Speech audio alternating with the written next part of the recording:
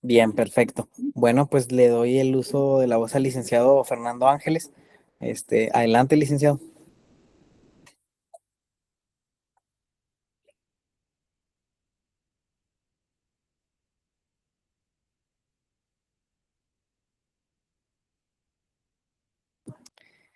¿Sí me escuchas, Lick? Nosotros no te escuchamos, ¿eh? Ahí me escuchan. Ahí, listo. Perfecto. Adelante, Lick. Hola, ¿qué tal? Buenas tardes, Lick. Pues primero que nada, gracias por la invitación. Aquí para darles una pequeña orientación referente a, pues así como lo ha catalogado, delitos inmobiliarios. Mi nombre es Luis Fernando Ángeles Aguirre. Soy licenciado en Derecho y tengo maestría en Derecho Procesal Penal. Eh, Como ya lo mencionó hace unos momentos el licenciado Gilberto, pues tuve la oportunidad de trabajar por varios años en la Fiscalía como agente del Ministerio Público. Actualmente me desempeño como abogado postulante en el ámbito penal, ¿verdad? Este, esta plática será sencilla, trataré de hablar un poquito lo más práctico posible. Obviamente se enunciarán los fundamentos legales referente a los delitos que vamos a ver aquí. Más que nada vamos a ver el fraude, el despojo, el allanamiento, el robo y daños. Esto va enfocado más que nada en el área inmobiliaria. ¿Esto qué quiere decir? Para bienes inmuebles.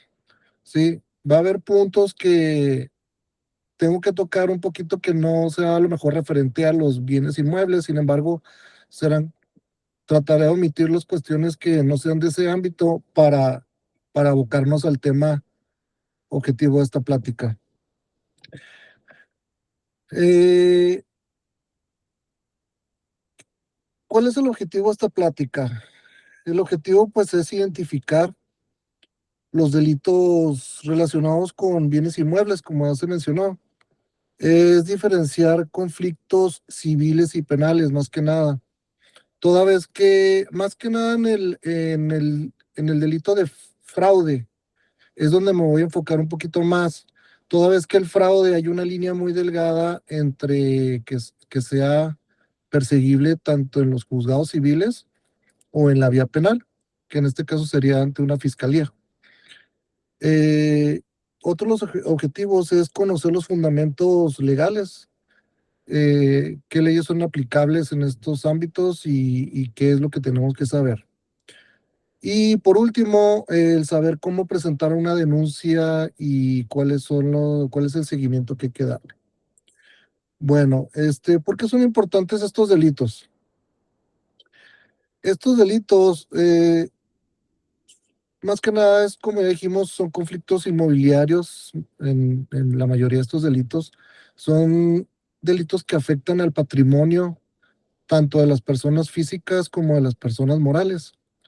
Generan pérdidas económicas, alteran posesión y propiedad y pueden producir una responsabilidad penal. Lo que es el compliance, que tiene algunos años, que ya no es tan nuevo, ¿verdad? Pero es enfocado en ese ámbito de que la ley ya no establece solamente responsabilidad hacia personas físicas, sino también a personas morales, y es por eso la importancia de este tema que estamos viendo el día de hoy, para ver los alcances que tiene alguna persona física o una persona moral, y asimismo ver los derechos que tiene una víctima de un delito de este tipo. En primer lugar, vamos con el fraude. ¿Qué es el fraude? El fraude es obtener un lucro indebido mediante o aprovechamiento del error. Eso es en síntesis. El código nos lo establece un poquito más amplio.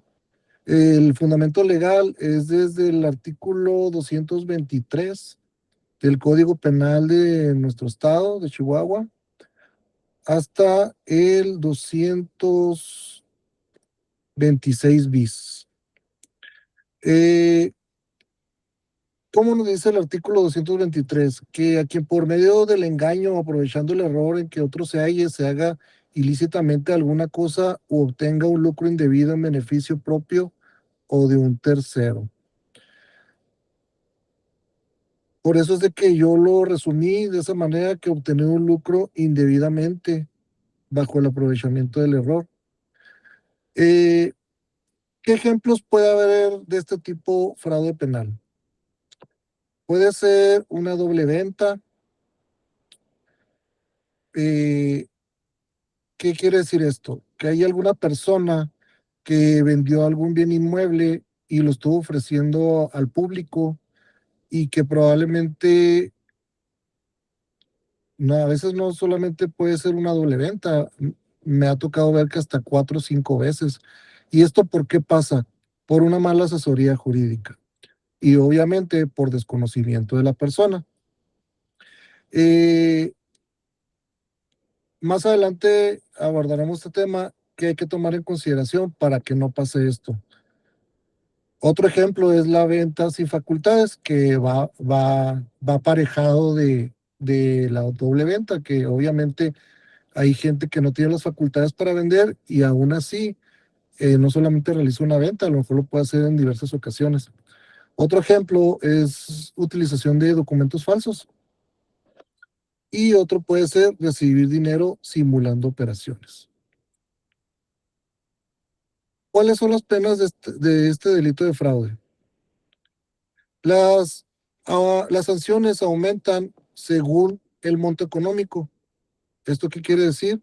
De acuerdo a las UMAS, que es la unidad de medida actualizada, que obviamente como algunos sabrán, pues estaba modificándose año por año. Otra es la gravedad. ¿Esto qué quiere decir? Alguna calificativa. Y otra es el número de víctimas. Esto lo podemos ver en el artículo 223 del Código Penal del Estado de Chihuahua. Y en resumen, dice que las penas en la fracción primera dice que de 30 a 90 días multa si no excede 50 veces el valor de las sumas. La fracción segunda es de 6 meses a 3 años si excede 50, pero no de 500. La fracción tercera es de 3 a 6 años si excede 500, pero no de 5,000. Y la fracción cuarta es de 6 a 12 años si excede de 5,000 UMAS. Eso es en resumen referente al fraude. ¿Esto qué quiere decir las sumas? Es decir, que es el monto el valor de lo defraudado. Es decir, no todos los bienes inmuebles obviamente tienen el mismo valor. Entonces, las penas se cuantifican de acuerdo al valor del bien inmueble que se utilizó para realizar el fraude. Me gustaría ponerles unos ejemplos más familiarizados a los asesores. Por ejemplo, eh, en nosotros, la materia civil pues obviamente por la relación que tenemos los civilistas con los asesores inmobiliarios, la tipo de operaciones, es muy frecuente, licenciado, encontrarnos publicaciones de gente que está rentando propiedades y les dicen o son a los asesores o son asesores que publican en el Facebook en sección amarilla, lo que sea, o en el periódico, y rentan y les piden depósitos a los interesados. Y resulta que pues la persona que publicitó esa propiedad pues no es la dueña o es una vivienda que está abandonada o que está incluso hasta o invadida o ya está en arrendamiento. Y ya cuando lleguen las personas pues a reclamar o a firmar o a ver la vivienda, pues obviamente los dueños o las personas que están poseyendo pues desconocen, dicen, pues no, no conocemos a tal persona que tú dices que te estaba dando un arrendamiento el inmueble. Ese es uno de los ejemplos. El otro ejemplo que es también súper frecuente es el tema de los remates judiciales, que también vemos muchas publicaciones donde están ofertando un inmueble y es una propiedad, por poner un ejemplo, es una propiedad en Monte Carlo y la publicitan en que el remate está en 500,000 pesos y les piden depósitos y que deposítame ahorita. Y ya, pues la gente dice, ay, voy a aprovechar porque es una casa de Monte Carlo y depositan los 500,000. Y resulta que eh, o sea, incluso hasta los hacen ir a las oficinas de las inmobiliarias, entre comillas, eh, y en realidad ellos ni siquiera son los propietarios, o sea, simplemente están publicitando algo que está rematando el banco. Y ellos simplemente captaron la propiedad. Cuando bien les va, la captaron y la publicitaron, y el remate judicial pues ni siquiera era el valor de la primera moneda, sino ya les dicen, pero vas a pagar la otra parte, el valor del remate, más los impuestos, más las escrituras, pero el inmueble está invadido.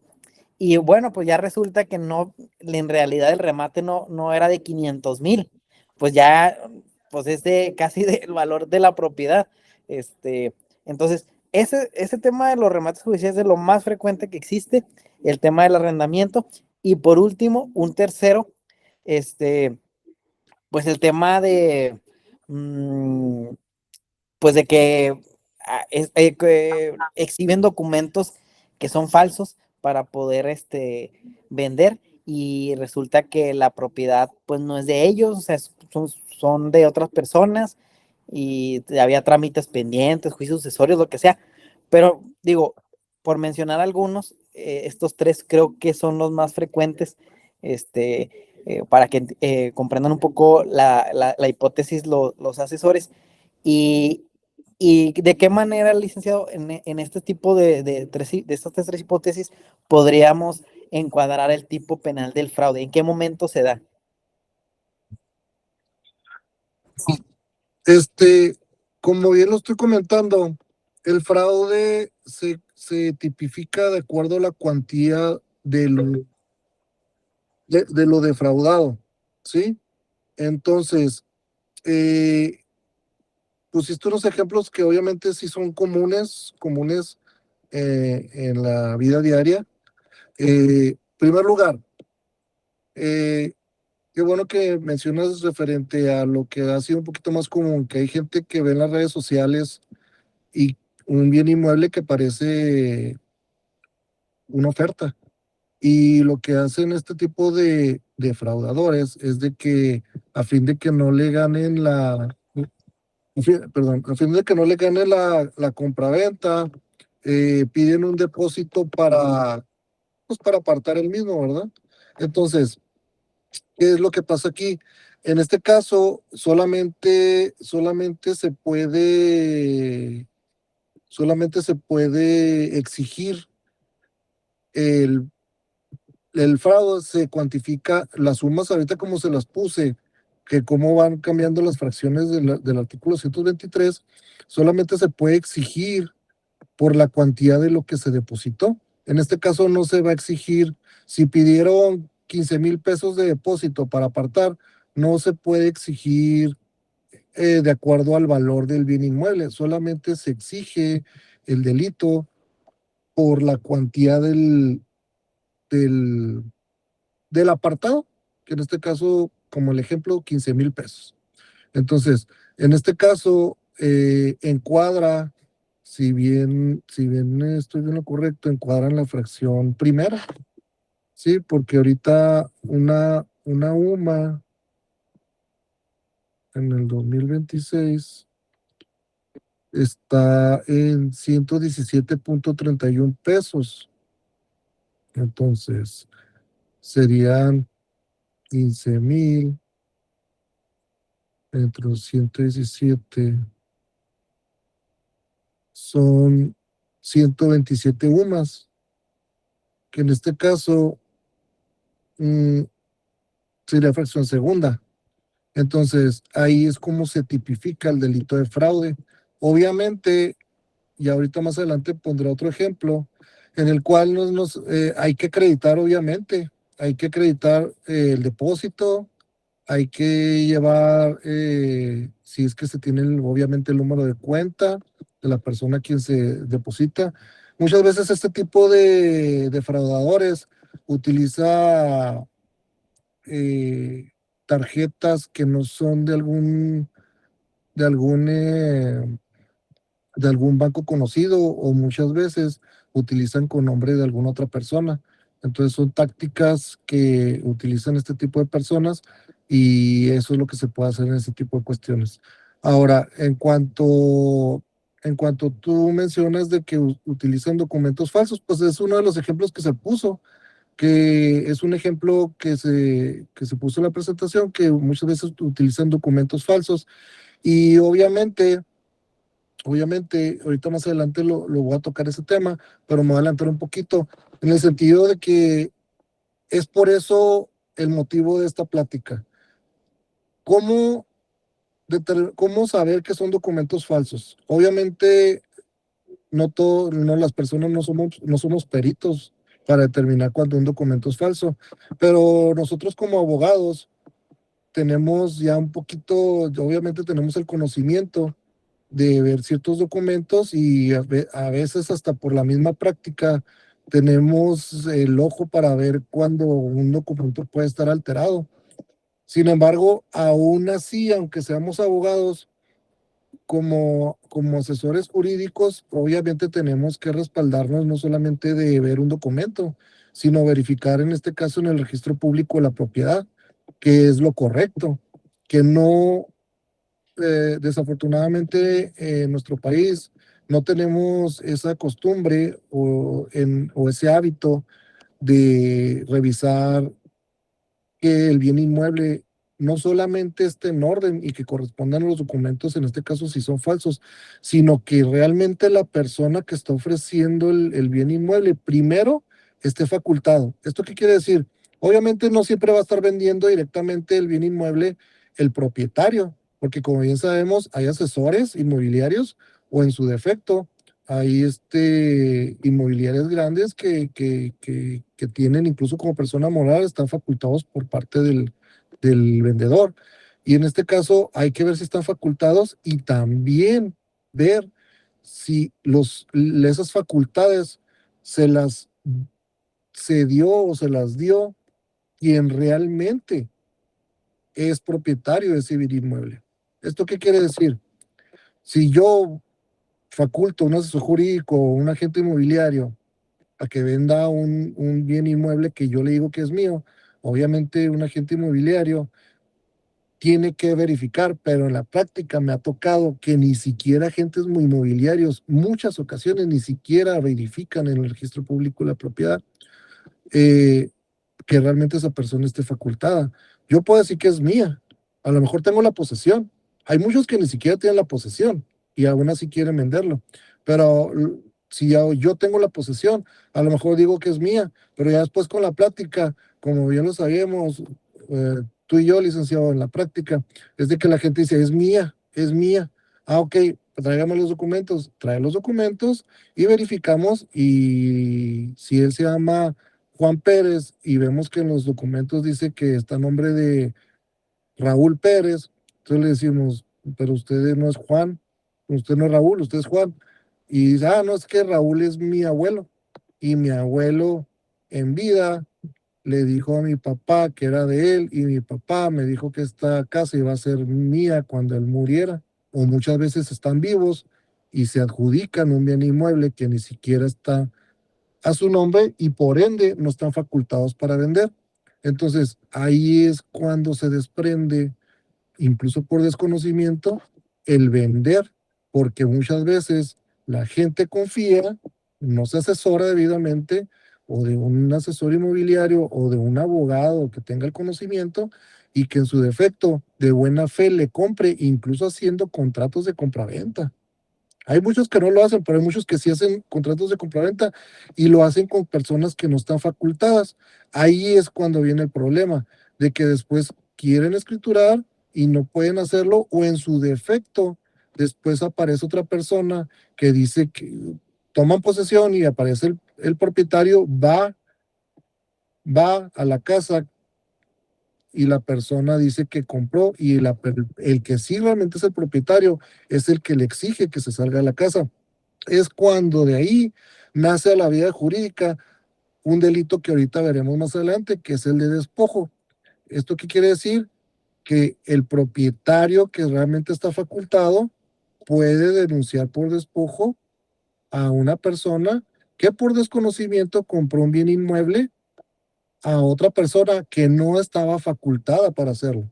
Entonces, regresando al fraude, si esta persona compró a la persona que no estaba facultada, es ahí donde también nace a la vida jurídica el delito de fraude y se cuantifica o se castiga con fundamento del artículo 223, de acuerdo a las fracciones que les acabo de mencionar, que es de acuerdo al valor del bien inmueble o en su defecto, más bien lo que pagó por ese bien inmueble. No, no precisamente ahí sí corrijo, es de acuerdo a lo que pagó, ¿sí?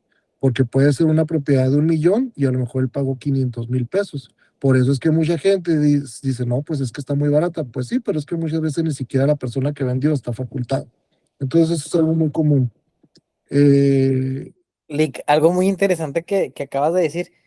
Por ejemplo, aquí en la plática están muchos dueños de inmobiliarias y muchas de las de también ellos pueden caer en ser en cometer ese delito precisamente porque, digo, en parte porque pues no son, no la mayoría no tiene la misma experiencia que otros, o a lo mejor porque no son abogados o no cuentan con asesoría legal debida y pueden ellos incurrir también en responsabilidad de cometer ese delito, vendiendo un inmueble, que no, en el que lo vendieron, pero en realidad la persona que les consignó la propiedad para venderla no estaba facultada. Ahí habría coparticipación, había responsabilidad también para la inmobiliaria en ese caso. sí pudiera haber, sí pudiera haber si está acreditado. Obviamente, muchos agentes inmobiliarios sí hacen contrato con la persona que, que se dice ser propietario, pero obviamente, eh, como vamos viendo, se desencadenan muchas cosas. Obviamente tú, si eres agente inmobiliario, obviamente tienes que tener conocimiento, tienes que tener unas nociones del derecho para saber cuáles son los requisitos para que tú como agente inmobiliario tengas la facultad y tengas la, tengas la certeza de que efectivamente puedes vender a nombre de esa persona. Obviamente para eso, muchos, hasta lo que yo sé, hacen contratos privados de prestación de servicios, pero obviamente lo correcto es verificar que realmente esa persona esté facultada o sea la propietaria de dicho bien inmueble a vender por parte del agente inmobiliario. Sin embargo, como tú lo dices, si es un agente que tiene desconocimiento y que no, y que hace un se, contrato de prestación de servicios y que obviamente pues va a tener una comisión por la venta del bien inmueble y aún así lo venden y se desprende que esa persona no estaba facultada, obviamente si dentro de la investigación eh, el, la persona que se dice ser propietaria dice que contrató servicios, sí puede haber incluso una responsabilidad penal porque, porque si existe, puede incluso acreditarse un dolo. Eh, sí he tenido asuntos de ese tipo, pero más que nada sabemos que hay gente que a esto se dedica, defraudar gente vendiendo bienes inmuebles. Me ha tocado que ni siquiera hacen contrato, pero, eh, pero me ha tocado ir penalmente contra agentes inmobiliarios, pero obviamente tienen conocimiento de que lo hacen verbal para no tener tan acreditada la relación como agente inmobiliario, pero sí es común. Entonces sí puede haber una responsabilidad penal, porque hay que recordar que incluso nuestra Constitución nuestra máxima ley en nuestro país establece que el desconocimiento de la ley no te exime de una responsabilidad. Entonces, el que tú digas que no conocías o que desconocías, que no tienes, que no eres abogado, que no estás debidamente capacitado, eso no te exime de una responsabilidad.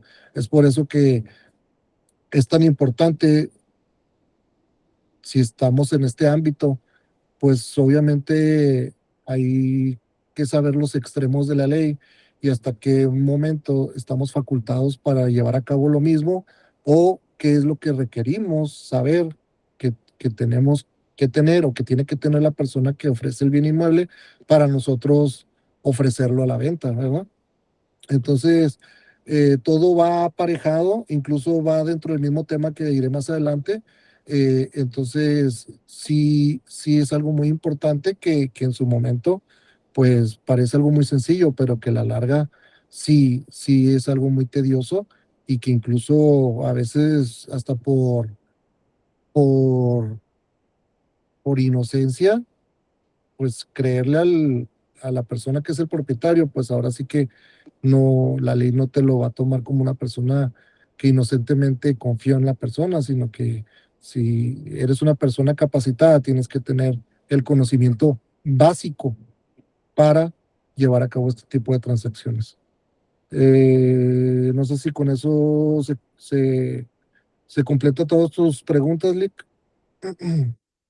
Sí, o sea, en general, el fraude se encuadra cuando eh, en uso o aprovechándose uno del error de la otra persona o haciéndose de mentiras o de haciendo que la otra persona piense una cosa, nosotros bueno, ¿cómo se llama?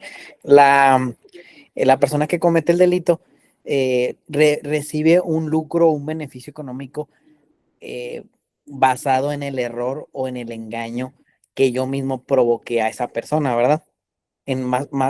Se pudiera decir de esa manera, en palabras simples y llanas. Sí, claro. De hecho, ahorita la lámina que sigue, ahí les voy a, traté de ser lo más claro posible. Vamos a diferenciar entre fraude civil y fraude penal. Y les voy a poner unos ejemplos para que veamos, tenga un poquito más de luz este tipo de delito, porque yo creo que esto es de los más comunes y este es de los más complejos, porque como lo mencionas, se aprovecha del error el defraudador, el que comete el ilícito, y obviamente los legisladores y la Suprema Corte establecen ciertas cuestiones que en este caso dice que tiene que acreditarse las maquinaciones para llevar a cabo dicho fraude. ¿Esto qué quiere decir? Que se tiene que acreditar por qué motivo o de qué manera se aprovechó el error con esa persona para cometer el delito de fraude. Entonces, sí requiere de ciertos elementos para acreditar el delito. Sí, en ocasiones sí es un poquito complejo, sí es un poquito complejo, pero de nuevo, si están asesorados por un abogado que tenga el conocimiento, pues obviamente es más sencillo. Toda vez que eh, en el ámbito penal, por ejemplo, su servidor como abogado particular, obviamente yo he tenido asuntos de fraude en los cuales llevo a cabo la defensa de un presunto responsable. Cuando es un presunto responsable al que se lleva la representación jurídica por parte de su servidor, pues obviamente es como defensor, pero también tengo la facultad como particular de ser abogado de quien fue víctima de este tipo de delitos. Entonces, cuando una víctima acude al despacho como víctima, en este caso ya no entro como defensor, entro como asesor jurídico particular. ¿Qué es el asesor jurídico? El asesor jurídico es quien de manera conjunta coadyuva con el agente del Ministerio Público. ¿Por qué? El agente del Ministerio Público Es el representante social que es el titular de una investigación de este tipo. Un agente del Ministerio Público está en una fiscalía y el agente del Ministerio Público es quien de primera mano recibe la denuncia de la persona. Si es de manera verbal, pues obviamente la transcribe. Sin embargo, en ese momento puede nombrar a cualquier asesor jurídico. Pero yo soy de la idea, y tú lo sabes, licenciado, que como asesor jurídico, si una persona viene como víctima, lo más ideal es de que se le elabore por parte de su servidor como abogado, escuchar de manera tranquila los hechos que pasaron, en este caso el perjuicio de quien se dice ser víctima, y ver la manera de que si realmente es un fraude o algún otro tipo de delito, y tranquilamente recabar datos para elaborar la querella. En este caso es un delito de querella, no es una denuncia, es una querella, y establecer los datos concisos e importantes para que realmente se acredite el delito de fraude. Elaborarla por escrito y acompañar a la persona para que un agente del Ministerio Público la presente directamente y ahí se nombra, en este caso, su servidor como asesor jurídico, quien tenga la intervención como su abogado particular, y de esa manera ya nada más se toma una ratificación ante el Ministerio Público, que es una ratificación de que diga que efectivamente la querella que llevamos por escrito son los hechos que pretende denunciar y que son correctos, para que de esa manera el Ministerio Público nada más le demos por escrito la querella y ya empiece a investigar. ¿Por qué? ¿Cuál es la diferencia? Eh, a mí me gusta ser claro con los clientes de que cualquier persona que seamos víctimas de un delito, tenemos el derecho de ir ante un agente del Ministerio Público a que nos reciba una denuncia de unos hechos que consideremos que son constitutivos de un delito.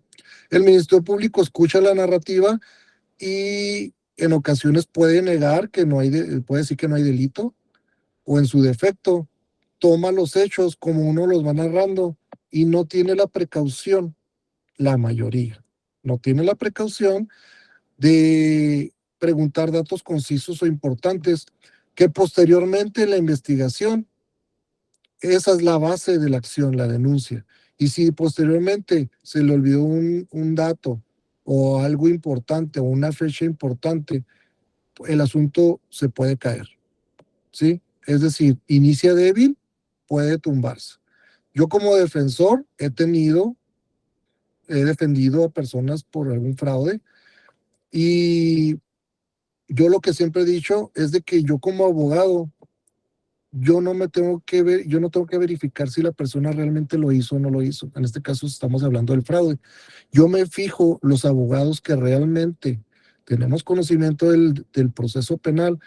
No solamente nos fijamos si lo hizo o no lo hizo, nos fijamos si se cumplen con los requisitos o si es coincidente la denuncia con los datos de investigación que obran en la carpeta de investigación, los datos de prueba, si son congruentes con la denuncia o si en su defecto vemos que algunos de las pruebas que obran en la carpeta de investigación no fueron debidamente recabados, como un acta de aseguramiento, una cadena de custodia, si algún peritaje que hicieron, la metodología no fue bien realizada por el perito. Esas cuestiones muchas veces son tumbables. Si se tiene el conocimiento de que ciertas cuestiones no están debidamente recabadas, yo como abogado defensor, yo tengo que desvirtuar esas pruebas que llevó la víctima al Ministerio Público, y de esa manera, por eso es de que yo siempre digo, el que lo haya hecho o no lo haya hecho, eso es muy aparte a la investigación. Porque si el Ministerio Público no lleva a cabo una buena investigación, se puede caer con, si se desvirtúa con alguna otra prueba o con algún otro peritaje. Entonces, ¿cuál es el punto aquí? Es recomendable que sean debidamente asesorados por un abogado con conocimientos, en este caso en la materia penal, para que lo nombren como asesor jurídico y en su defecto, desde un inicio se, se, se lleva a cabo una querella bien estructurada con las pruebas debidamente expuestas o debidamente aseguradas para que en su momento cerrarle las puertas al futuro al defraudador o a su futuro abogado para que sea no sea tumbable en su momento sea debidamente acreditado tanto ante un agente del Ministerio Público y posteriormente, si no se llega a un acuerdo, ante un juez. ¿Por qué? Porque primeramente hay etapas. Entonces, la etapa desformalizada, que es donde se abarca la investigación libre, es ante un agente del Ministerio Público. Muchas veces hay fraudes que no son cuantías muy altas y se puede llegar a arreglos con el Ministerio Público, incluso hasta convenios por escrito. Y sí procede el perdón, el fraude procede el perdón de la víctima. Pero si no hay un acuerdo o el presunto responsable no acepta el hecho, pues obviamente el Ministerio Público lo cita ante un juez. ¿Esto qué quiere decir? Que se pasa a la etapa formalizada, que es judicializar el asunto, para que, como dice su palabra, un juez sea el que tenga conocimiento del hecho y sea el que juzgue. Y para juzgar se tiene que acreditar. Y si no está debidamente acreditado el hecho, tanto el hecho delictivo, los elementos del tipo penal, y obviamente si no se acredita su presunta responsabilidad, pues ahora sí que el asunto se puede caer. Y es por eso que se hace énfasis de que, como se los comenté, uno como ciudadano puede ir ante la gente del Ministerio Público. Obviamente son licenciados en Derecho, pero no es no es el mismo trato que cuando se lleva una querella por escrito y que obviamente debe ir bien estructurada por un licenciado en Derecho y obviamente en este ámbito que sea un penalista un, con la especialidad en el derecho penal. Entonces, esas son las pautas que marcan la diferencia al momento de que eres debidamente asesorado.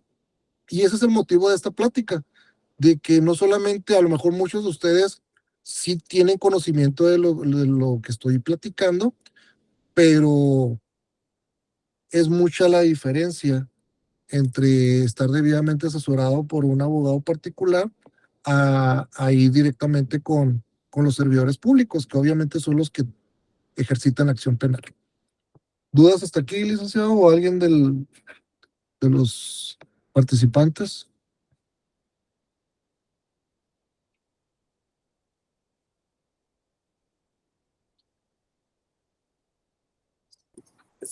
Sandra tiene una pregunta. Adelante, Sandra. Sí, buenas tardes, Sandra Padilla. Oye, mira, yo en relación a los fraudes estamos hablando mucho, pues, de que no hiciste un contrato, de que muchos detalles donde se vio el dolo, ¿no?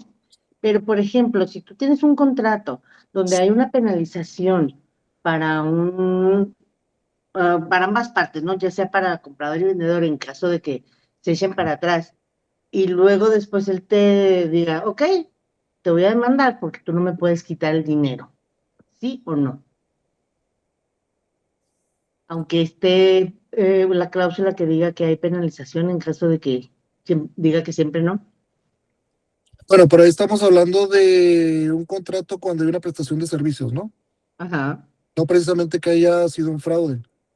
No, pero es que no, ya nos pasó una vez que un cliente dijo que él los iba a demandar por fraude. Oh, A lo ok, mejor fue la palabra que utilizó. ok. Ah, ya la entendí. Eh, de hecho, es la siguiente lámina que vamos a ver. Ese sería un fraude civil. Ah, ok. Sí puede existir.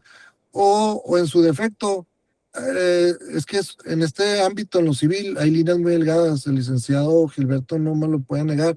En este caso, yo tengo conocimientos amplios del derecho y sí he tenido asuntos civiles, pero me puede sonar que puede ser también un juicio por cumplimiento de contrato, pero pues también hay que ver las circunstancias porque si en el contrato está establecido una penalización por cancelación nada más porque ya no quiere, pues obviamente ahí se puede ejercitar un cumplimiento del contrato, es decir, exigir ante un juzgado, ante un juez de lo civil, exigir que cumpla con la penalización establecida en un contrato de por medio que fue hecho para una prestación de servicio. Eso es distinto. No puede, para mí no puede ser tanto fraude, pero hay que ver el contexto. Por eso es que le digo, ahorita les voy a poner una diferencia entre un fraude civil y fraude penal, y ahí incluso les voy a poner unas preguntitas que se tienen que hacer a ustedes mismos para que ustedes mismos se contesten si es fraude civil o es fraude penal. Pero para mí en ese primer rubro yo creo que es un cumplimiento de contrato. Ya un fraude civil sería yo creo algo más grande, porque aquí sí hay una cláusula.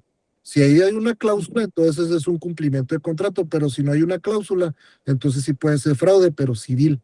Entonces ahorita más adelantito yo creo que se le va a aclarar un poquito las ideas con las diferencias que hay entre uno y el otro. Muchísimas gracias. Sí.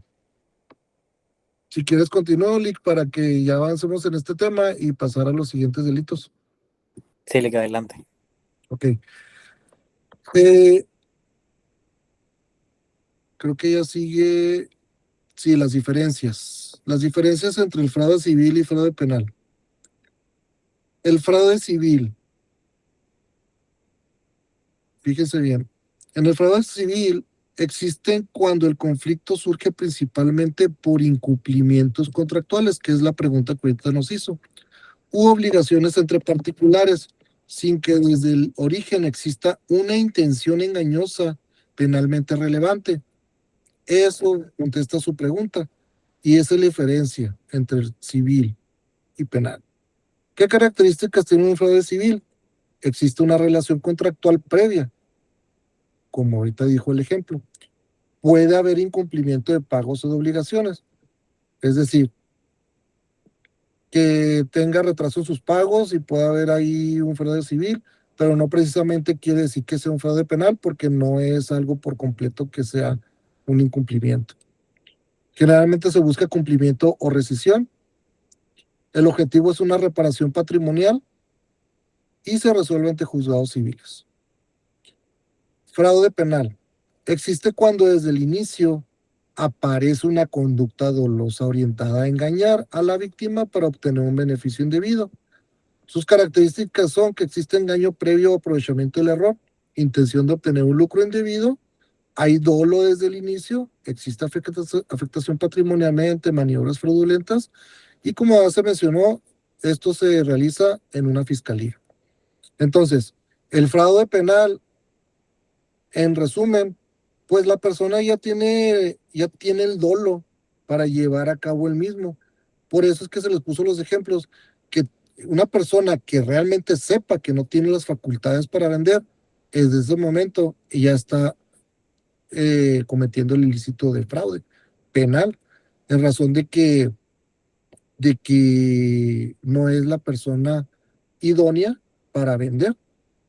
O en su caso, si es mediante un tercero, pues que sepa que tiene problemas el bien inmueble, o que no es el propietario del que dijo al momento de vender. En este caso, ustedes, como si son agentes inmobiliarios, pueden, como dijo el licenciado, si pueden tener una intervención, en el sentido de que si ustedes saben que no era el propietario, ustedes pueden ser personas perseguibles por el delito de fraude. Esto incluso podría ser en la modalidad de coautoría. ¿Qué es la coautoría?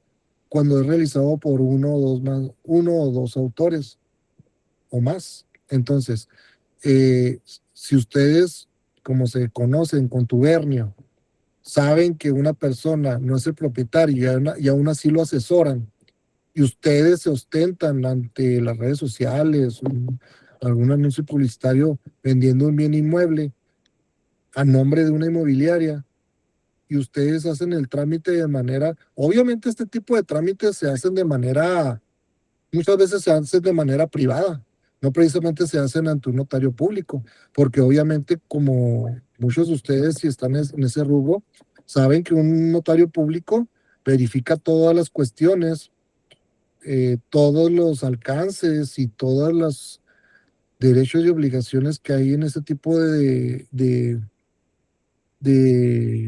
transacciones, y no, un notario no puede llevar a cabo la venta de ese bien inmueble si no verifica que todo esté conforme a derecho. Entonces, puede sonar de que, pues, ¿cómo un agente inmobiliario va a prestarse eso? Pues sí, obviamente se va a prestar cuando hacen un contrato privado con la persona que compra, ¿sí? Entonces ya, si esa persona posteriormente se da cuenta que compró un bien inmueble, que se da cuenta que llega y está habitado y esa persona le dice que también les compró a ustedes, pues obviamente es cuando existe la doble venta. O en su defecto, el otro ejemplo que les puse, de que es una simple venta, nomás a una persona, y esa persona va y habita la casa o le está haciendo unos arreglos y llega una persona y se dice ser el propietario. Esa persona puede acusar a la que compró, la puede acusar de despojo, ¿sí? Y esos asuntos sí los he tenido, son muy comunes, de que la persona que es acusada por despojo y que compró la casa, pues comúnmente dice que se quiere defender. Obviamente hay que defenderse, hay que acreditar. Sin embargo, ¿qué es lo correcto?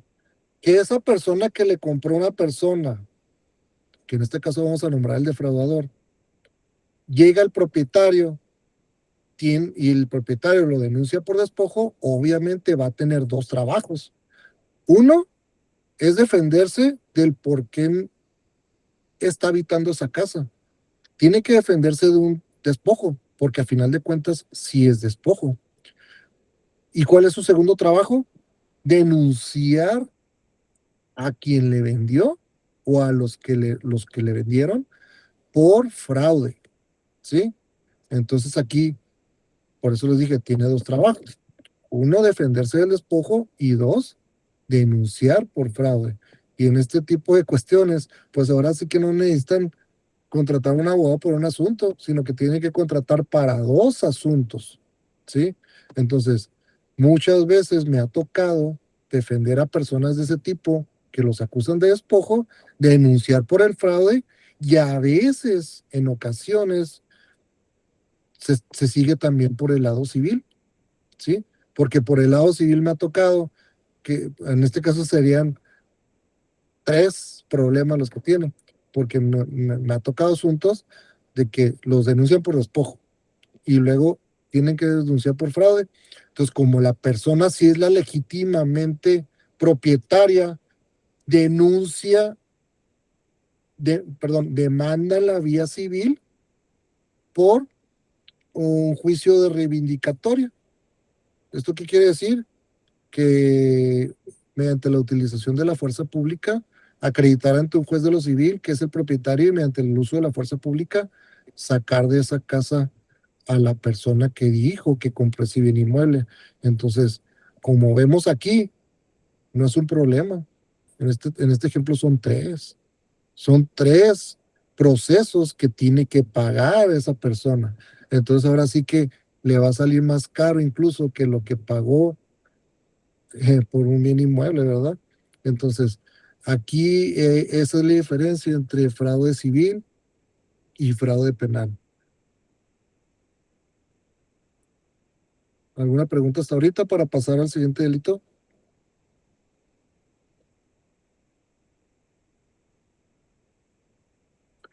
Bueno, vamos a lo que estamos platicando ahorita, el despojo. ¿Qué es el despojo? Es ocupar un bien inmueble o privar de posesión a quien legalmente lo posee. Como ya les dije ahorita el ejemplo, es una persona que a veces con el conocimiento sabe lo que conocemos como los aviadores, ¿verdad? Hay gente que sí, que sabe que no es su casa y se mete, ¿sí? Ahí está cometiendo el hecho delictivo constitutivo del despojo. O hay gente, como en este Otro ejemplo que puse de que compró de buena fe y resulta que no era el propietario el que le vendió. ¿Ok? ¿Dónde vemos el despojo en el Código Penal? Son los artículos 232 y 233 de nuestro estado de Chihuahua. La pena es de 6 meses a 5 años. Un ejemplo es, ya como dijimos, una invasión de un terreno, un cambio de cerraduras. Los elementos del despojo. ¿Qué se tiene que acreditar? La propiedad o posesión, actos materiales, fecha y forma de ocupación, datos de prueba, escrituras, contratos, fotografías, testigos. ¿Qué es datos de prueba? Son los datos que se requieren para acreditar el delito. ¿Por qué escrituras?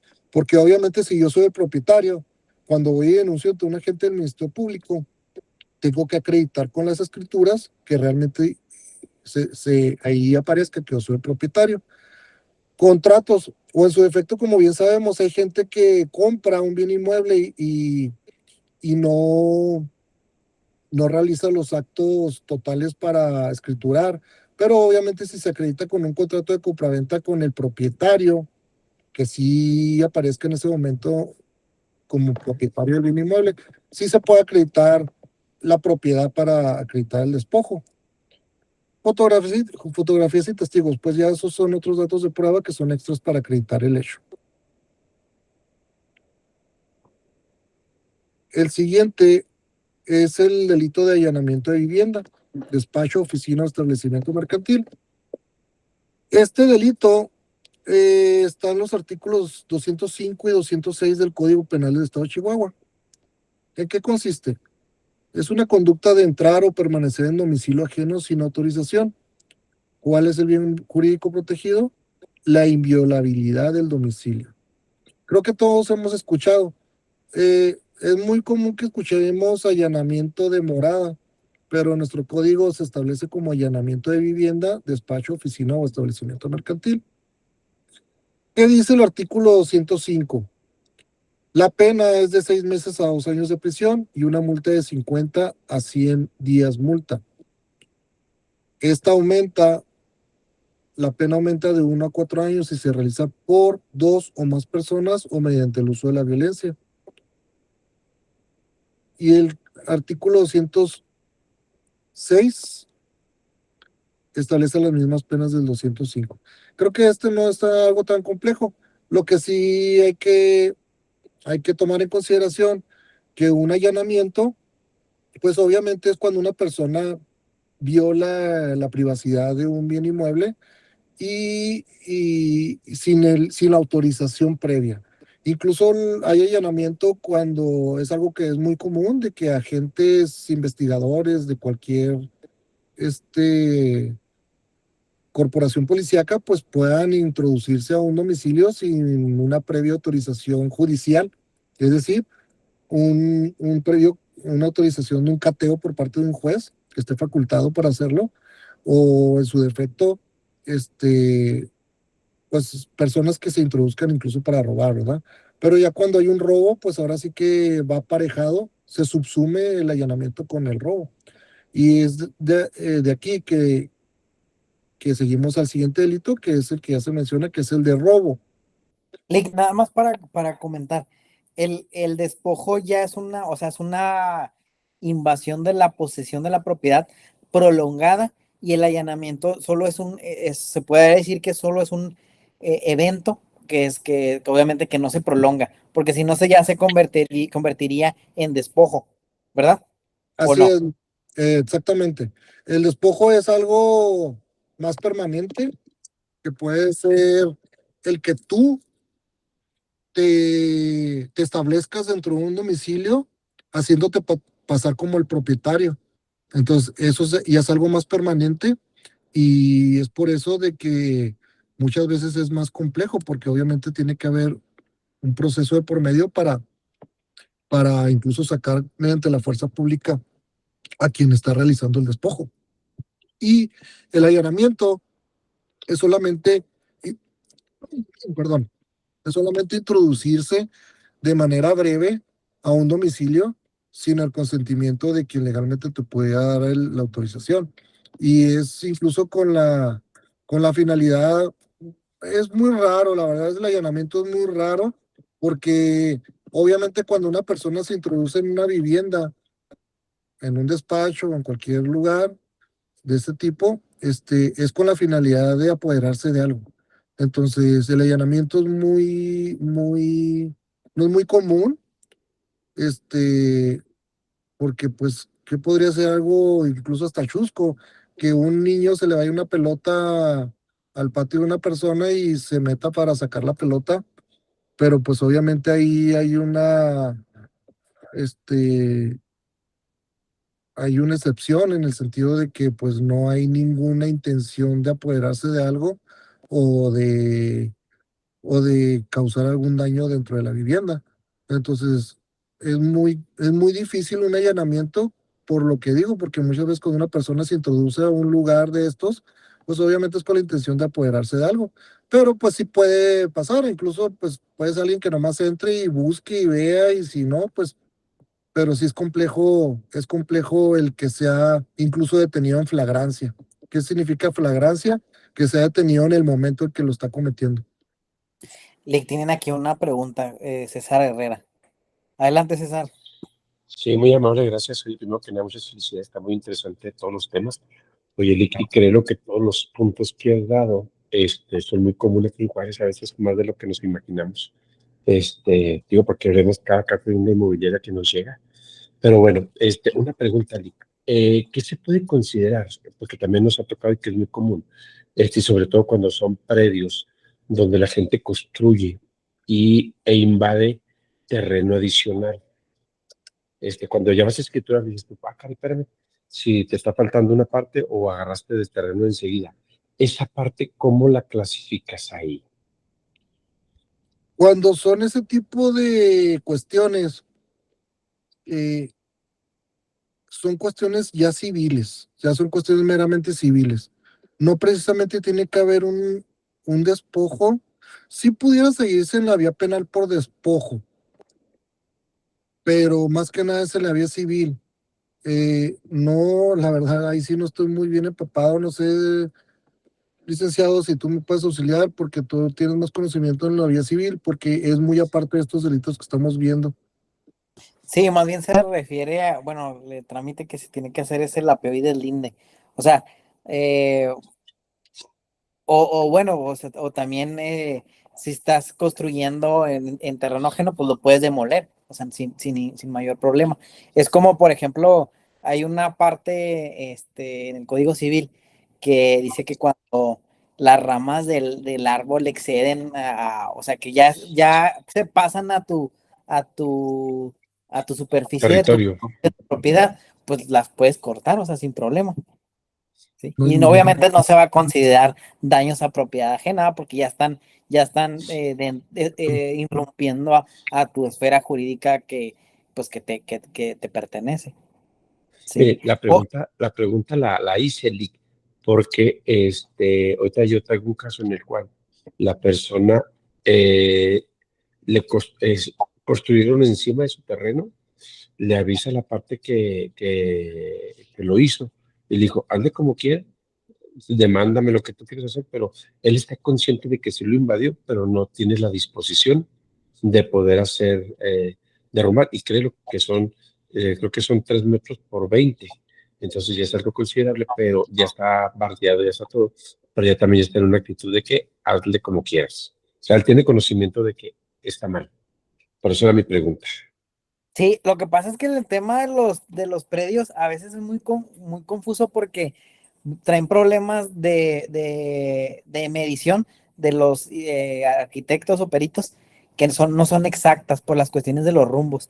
Entonces, sí habría que hacer, perdón, habría que hacer un apeo y deslinde y dentro de ese caudal probatorio, pues obviamente un dictamen donde pues, se pueda determinar la superficie que le corresponde a cada quien, perdón, y luego ya a partir de ahí, pues ya determinar si hay que demoler la construcción que está de más, o incluso muchas de las veces suele pasar que se negocia para venderle la superficie que se está ocupando de manera indebida y que ya está construida. Porque muchas de las veces el pilar que sostiene pues toda la finca, la construcción, es donde está en el terreno, pues del vecino o del colindante. Pero sí es un asunto civil. Civil. Perfecto. Les agradezco. Muy bien.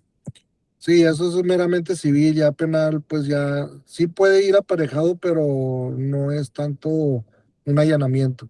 Pero como dice Eli, pues sí, si está dentro de que también no es tan fácil, ¿verdad? Llegar y tumbar una barda, porque también te pueden acusar de daños. Obviamente, antes de hacerlo, tienes que acreditar que realmente está dentro de tu propiedad, ¿verdad? Entonces sí es algo un poquito más explícito. Sí, totalmente, ¿eh? La autotutela aquí no existe, César. O sea, no podemos hacer Correcto. nada de manera arbitraria. Sí tenemos que Sí, primero estar 100% seguros y luego ya después actuar, pero bajo una orden judicial. correcto. Les agradezco a los dos. Sí. Bueno, el siguiente es el robo. El robo, el robo es de lo más extenso, porque como sabemos hay distintos tipos de robo, pero aquí vamos a abocarnos únicamente a lo más de este tema que es en los bienes inmuebles. Y a mi consideración están desde los artículos 208 al 212 del Código Penal del Estado de Chihuahua. ¿Qué es esta conducta? El robo es, en palabras, en resumen, es apoderarse de cosas ajenas sin el consentimiento de quien legalmente pudiera realizarlo. Entonces, ¿qué ejemplos? Pues todos sabemos que es el robo. En este caso, pues se pone el ejemplo de materiales de construcción, cableado, herramientas, bienes dentro de un inmueble. Este, quiero hacer una aclaración. Aquí puse cableado. Sin embargo, la práctica y también la Suprema Corte ha establecido que, y eso es algo muy debatible en este ámbito penal, la, el robo de cableado muchas veces en los bienes inmuebles es daño, sino robo. ¿Por qué? Porque al momento de, de robar un cableado tienes que quebrar paredes. Entonces, que obviamente sabemos que hay muchos que nada más jalan los cables. A lo mejor ahí sí se pudiera acreditar el robo, pero muchas veces va aparejado pero el delito de daños incluso es el que sigue después del robo, pero vamos a checar rápidamente el robo. En el artículo 208 nos establece que igual, es más o menos como el fraude, es de acuerdo a la cuantía. Por ejemplo, la fracción primera dice que es de 6 meses a 2 años de prisión cuando lo robado no exceda de 500 veces lo sumas. Fracción segunda de 2 a 4 años cuando exceda de 500, pero no de 1000 veces. La fracción tercera es de 4 a 10 años cuando exceda de 1000 o más. El 209 establece las mismas penas del 2008, pero el 2009 establece que es quien aprovecha energía eléctrica, gas o cualquier otro fluido, es decir, robar este tipo de energías. El 209 bis establece que, nada más quiero hacer una aclaración, en el robo hay robo simple, robo calificado y robo agravado. De acuerdo a cómo vaya leyendo los artículos, es como se va calificando y agravando. ¿Esto qué quiere decir? Todas las penas que les estoy leyendo se van a ir sumando. Si se cumple con esas hipótesis, se van a ir sumando de las penas bases del 208. El 208 establece la cuantía y los artículos subsecuentes que vamos a ver son calificativas y agravantes, que quiere decir que si se cumple con alguno de estos, en el robo común, se le van a ir aumentando las penas. Por ejemplo, el 209 bis nos establece 6 meses a 3 años a quien sustraiga agua sin el consentimiento. Se suma de 1 a 3 años si para la sustracción del agua se daña la infraestructura de una red que abastezca a un centro de población urbano o rural. Y luego se le suma si se cumple con el que el motivo de la sustracción del agua se afecta o suspende la prestación de un servicio público. Si verifican aquí, es lo que les dije, se van sumando las penas.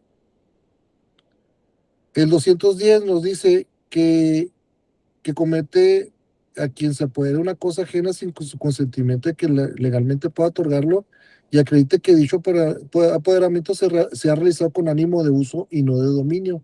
Se le impondrá de 6 meses a 1 año de prisión o de 30 a 90 días multa. Tratándose de los artículos 211 o 212, la prisión será de 1 a 2 años y de 60 a 180 días multa. Como reparación del daño, pagaría al ofendido el doble del alquiler, arrendamiento o interés de la cosa usada conforme a los valores del mercado. El 211 establece todas las hipótesis que se configuran cuando el delito base de robo se realiza con las siguientes hipótesis. Es decir, aquí nos establece el 211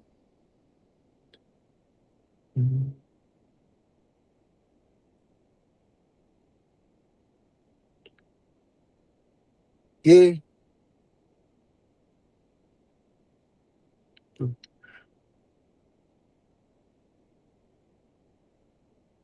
dice el 211 que además de las sanciones que corresponden conforme a los artículos anteriores, se aplicará prisión de 1 a 3 años adicional cuando se configure cualquiera de estas hipótesis. Rápidamente lo vamos a ver. Dice, se cometa con violencia en las personas o en las cosas, o bien ejerza esta para propiciar fuga o defender lo robado. Se cometa en dependencias de un lugar habitado destinado para habitación. Se cometa quebrantando la fe o seguridad existente entre el sujeto activo y su víctima. Recaiga sobre objetos dejados en el interior o partes o accesorios de un vehículo. Cuando el robo recaiga sobre el catalizador de un vehículo. Se cometa aprovechando el desorden o confusión que se produzca en una catástrofe. Se cometa con intervención de 2 o más personas. Recaiga en un expediente, documento o cualquier información que se encuentre registrada o archivada en sistema o equipo de informática protegidos por algún mecanismo de seguridad y que afecta a la función pública. Se cometa en establecimientos comerciales de autoservicio utilizando el ocultamiento para la sustracción. Afecta o suspenda la prestación de un servicio público, se cometa en lugar cerrado al que no haya tenido libre acceso. Eso es, por ejemplo, lo que les comenté. Un allanamiento es cuando no tienes el libre acceso, pero pues se subsume en el robo porque ya te apoderaste de algún objeto.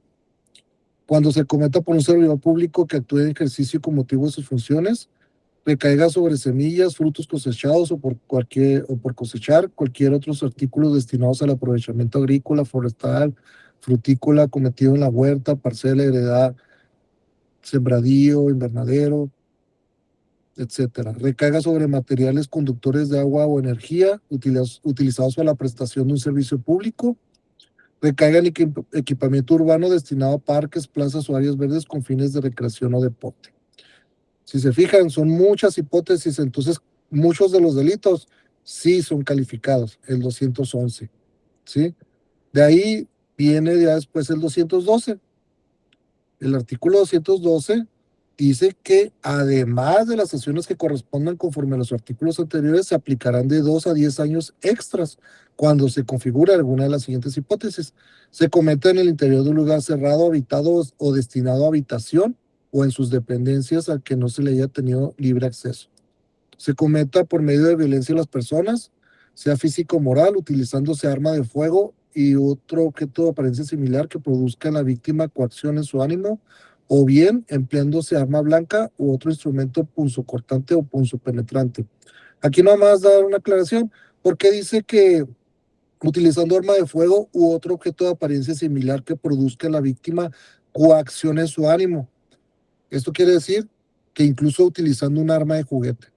¿Por qué? Un arma de juguete por la velocidad de la acción o el ocultamiento dentro de las que es como una persona que roba, hace la simulación que tiene un objeto y vemos algo que se parezca a un arma y vamos a pensar, o persona que no tenga conocimiento de cómo se ve realmente un arma, la diferencia entre un arma real o un arma de juguete, pues por eso aquí especifica el legislador que produzca a la víctima coacción en su ánimo. Entonces, si aunque sea juguete, nos espantamos y obviamente hacemos caso a las indicaciones que hace la persona que roba, pues obviamente se configura esta hipótesis. Recaiga sobre vehículos automotores, recaiga sobre equipo o instrumentos destinados al aprovechamiento agrícola, recaiga sobre bienes de instituciones educativas o culturales, recaiga sobre armamento, equipo táctico, uniforme o cualquiera de que esté resguardo de instituciones de seguridad pública. Eso es el 212. Los demás artículos ya sobre vehículos automotores, el 212 bis, 213, 214, pero en sí, en nuestra plática lo que interesa es eso, que si bien es cierto, algunas de las hipótesis que les puse, pues no van dentro del bien inmueble, pero sí pueden encuadrar, por ejemplo, lo que es conocido, que hubo un tiempo que fue muy seguido el robo a casa habitación, o como se le puso aquí, el housejacking, que incluso ingresaban armados, más de 2 personas, ya se calificó, utilizando armas de fuego, ya se agravó. Entonces, todas esas penas, si se fijan, el 208 es la base, el 209 son otras cuestiones, el 210, el 211 establece las calificativas y el 212 las agravantes. Entonces, por eso que el legislador establece ciertas hipótesis para que se aumenten las penas. Y en los bienes inmuebles, pues también un housejacking va dentro de un bien inmueble, ¿verdad? Pero ya son otras cuestiones. ¿Dudas hasta ahí del robo?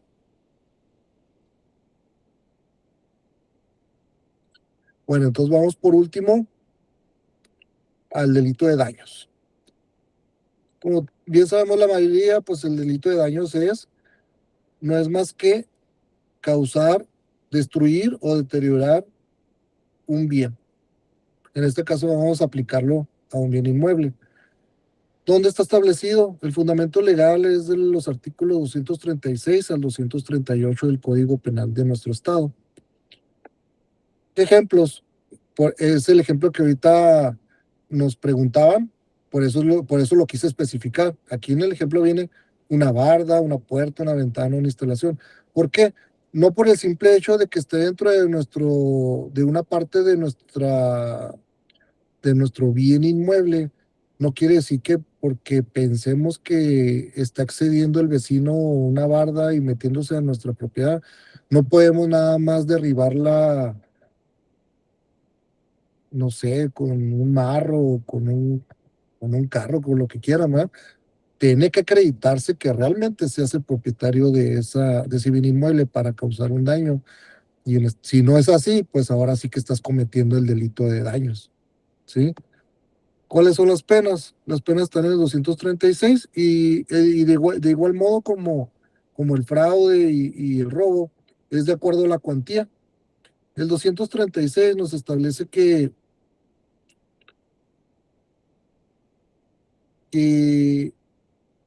será de 30 a 90 días multa cuando el valor de los daños no excede 50 veces el valor de la UMA. La segunda fracción, de 6 meses a 3 años, cuando el valor de los daños excede 50, pero no de 500 veces el valor diario del UMA. Fracción tercera, de 3 a 6 años, cuando el valor de los daños exceda 500, pero no de 5,000 veces la UMA. Y fracción cuarta, de 6 a 12 años, cuando exceda de 5,000 veces el UMA. ¿Sí?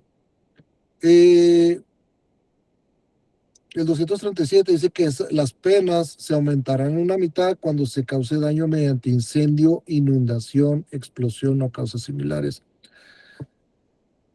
En este tipo de cuestiones solamente me abocaré a los daños dolosos. Todas estas fracciones, incluyendo el 237, es cuando se establecen daños dolosos. ¿Por qué? Porque cuando el delito que es más común en la vida diaria es el delito de daños cuando una persona choca. Cuando una persona choca, es distinta a las penas a como las estoy leyendo aquí en las fracciones, porque cuando una persona choca no es un delito doloso, es un delito de carácter imprudencial. ¿Qué quiere decir? Es un accidente. ¿Cuál es la traducción? De que la persona no quiso realizar el resultado. Una persona que choca no quiere decir que lo haya querido chocar el otro carro. Que obviamente hay, hay ciertos ejemplos en los cuales hay ciertas personas que sí chocan adrede, ¿verdad? Pero pues se tiene que acreditar que es con dolo. Pero cuando es un delito de carácter imprudencial, este artículo no se toman en consideración estas penas, se toma en consideración el artículo 73 del Código Penal del Estado de Chihuahua. El artículo 73 establece una pena única de 6 meses a 5 años, de 6 meses a 5 años de prisión cuando es un delito de daños de carácter imprudencial, y se aumenta de acuerdo a otras cuestiones, pero que no entraré en este tema porque no entran en esta plática que estamos teniendo. Por eso les especifico que estos daños que estamos leyendo, que les estoy dando a conocer las fracciones, es cuando es un delito de daños de carácter doloso. Por ejemplo, un incendio muchas veces sí es de carácter doloso. Obviamente es imprudencial, o sea, es un accidente. Cuando una persona tiene una veladora y por accidente, vaya la redundancia, se le cae y incendia su casa, ¿verdad? Otra cosa es de que se acredite que la persona quiso realmente incendiarlo. Por eso el 237 dice que se aumentarán las penas. Obviamente es cuando es un delito de incendio, inundación o explosión, cuando es doloso. Y por último, el 238, que pues eso no va muy aparejado a los bienes inmuebles, pero pues solamente es cuando se destruyen expedientes o documentos de oficinas. Eso sí, no se aplicaría mucho aquí. Entonces, esto serían sí las penas de los daños. Los daños, pues creo que es algo un poquito más light en cuanto en este ámbito, pero pues que sí existe, ¿verdad? Por ejemplo, el ejemplo que ahorita nos preguntaban, pues obviamente habrá personas que consideren que si el vecino está invadiendo con una nueva barda su propiedad y él considera que está dentro de la misma, pues puede quebrar la barda porque a su juicio, pues es parte de su propiedad, pero qué tal que la quiebra y ya después acredita el vecino que él estaba en lo incorrecto. Ahí nace la vida jurídica el delito de daños en perjuicio de su barda. Entonces ahí sí va a aparejar una pena de prisión o en dado caso el resarcir el daño. Resarcir el daño es un delito que sí se puede llegar a un arreglo mediante un convenio que resarza ese daño que realizó a la persona. Ese sería el último de los delitos que se estaría haciendo en esta plática. Por último, ¿cómo denunciar? Obviamente, como ya se mencionó, para denunciar hay que acudir a la fiscalía, ir con tu identificación, documentos del inmueble, fotografías, videos, testigos, solicitar actos de investigación al Ministerio Público o esos actos de investigación, como se los dije al inicio, si contratan los servicios de un abogado particular como su servidor, pues obviamente el hacer asesor jurídico, como se les mencionó, es coadyuvar con el Ministerio Público. ¿Esto qué quiere decir? Coadyuvar. Es que a la par llevarán la investigación. Obviamente el Ministerio Público es una autoridad competente que puede solicitar actos de investigación a ciertas autoridades, a ciertos establecimientos, todo tipo. Tiene la facultad para ejercer los medios de apremio para que se le conteste. ¿Qué son los medios de apremio? Va desde una amonestación hasta una multa o incluso alguna retención, algún tipo de intervención, hasta uso de la fuerza pública para que dé contestación a cuestiones que requiere el Ministerio Público. Yo como asesor jurídico, yo no puedo ir a una institución o a un establecimiento a pedir unas cámaras para que me beneficie por una investigación, no puedo ir a pedir información a un hospital, no puedo ir a pedir una información a cualquier institución porque soy un particular. Sin embargo, yo como asesor jurídico, por eso es de que yo requiero el Ministerio Público, porque si yo se lo solicito de la manera correcta al Ministerio Público, yo le puedo solicitar qué actos de investigación realice, para que por su conducto, quien es una autoridad, obviamente yo requiero el Ministerio Público. Ahora bien, otra cuestión que quiero hacer énfasis es de que, como lo he venido diciendo, el Ministerio Público, ustedes pueden ir a denunciar, yo puedo denunciar como cualquier ciudadano de manera gratuita, pero ahora sí que la diferencia es el tipo de investigación que uno quiere que se realice y la seriedad. Y en su caso, hablando en la vida real, un Ministerio Público puede tener 100 carpetas de investigación, 100, 500, 1000, es decir, 1000 asuntos pendientes. Y uno como asesor jurídico busca busca la celeridad para el asunto de su cliente. ¿Por qué? Porque el Ministerio Público obviamente va sacando los pendientes de acuerdo a cómo van llegando. Y uno como asesor jurídico pues ejerce la acción y no solamente la presión, no solamente de palabra, sino ejercitando los medios jurídicos para que conforme a la ley presionar al Ministerio Público para sacar adelante la efectividad del asunto de nuestro cliente. Entonces esa es la diferencia a que uno vaya de manera particular directamente con el Ministerio Público. ¿Qué son las recomendaciones que damos? Verificación, recomendaciones en dado caso, más que nada específicamente cuando hablamos del fraude. Como ya se comentó, verificar el registro público de la propiedad, verificar que realmente la persona que quiere vendernos o que quiere vender o que quiere contratar sus servicios como agentes inmobiliarios, pues constatar que realmente sea el propietario, ¿verdad? Ante el registro público. Revisar las escrituras que coincidan con lo establecido con el registro público y hasta verificar, ¿verdad? Los que sabemos cuando unas escrituras son falsas o están manipuladas, pues hay que constatarlas con el registro público, ¿verdad? Revisar las facultades. ¿Qué es revisar las facultades? Lo que ya les vine diciendo. Revisar que realmente la persona tenga la facultad para vender o tenga la facultad que, si no es el propietario, tenga un poder para vender ante un notario, no un poder privado hecho a mano o en computadora incluso. O sea, tiene que ser un poder ante notario que tenga la facultad por la persona que realmente es el propietario de dicho bien inmueble. Evitar pagos sin soporte documental. Pues ahora sí que un contrato conforme a la ley, ¿verdad? Evitar pagos, como bien lo dijo el licenciado Díaz, o sea, una transferencia para apartar, sin un recibo a favor o sin saber si realmente es el propietario, ¿verdad? Con el, con la mecánica de que transfiéreme y ya es tuya y ya no la vendo. Y obviamente eso es lo más común que ha pasado últimamente. Esas son las recomendaciones que yo daría y que incluso pues ya se dieron otras recomendaciones al platicar sobre los delitos.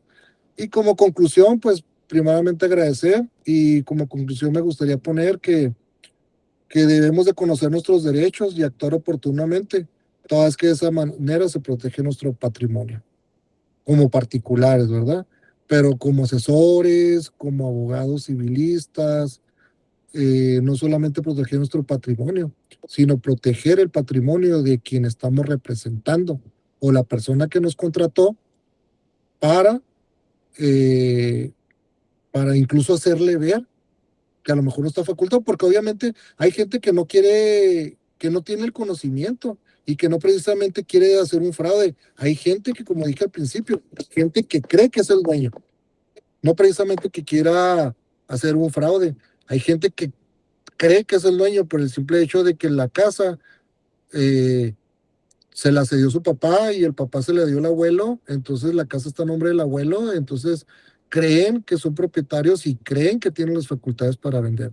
Entonces hay que tomar estas recomendaciones para evitar todo esto, o en su defecto, apoyarse de un abogado experto en la materia, y, y si acaso llegara a pasar sin haber prevenido, pues ahora sí que contratar a un abogado que realmente tenga el conocimiento para enfrentar ese tipo de denuncias, porque como bien se dijo por parte del licenciado Díaz, si no se hace correctamente esto, incluso un asesor inmobiliario puede tener responsabilidad penal. Entonces sería todo por mi parte. ¿Alguna duda por parte de los que están aquí presentes? Todo muy claro, muchísimas gracias por su tiempo y por todo su sabiduría. Gracias. Igual si tienen alguna duda, lo pueden comentar ahí en el grupo o les pongo ahí mi correo electrónico. Si tienen un caso en particular y quieren una cita con el licenciado, me pueden mandar ahí un correo electrónico. Ahorita lo comparto ahí en el grupo y lo podemos revisar. Sí, pues no, si no tiene nada más que agregar, licenciado, pues le agradecemos su tiempo y pues esperemos vernos en otra plática. Gracias, toda la orden y cualquier cuestión ahí se puede comunicar con el licenciado Díaz si es que tienen alguna duda o algún tipo de asesoría. Gracias por su tiempo. Gracias, Lick. Hasta luego. Nos vemos. Que te vaya bien. Buenas noches.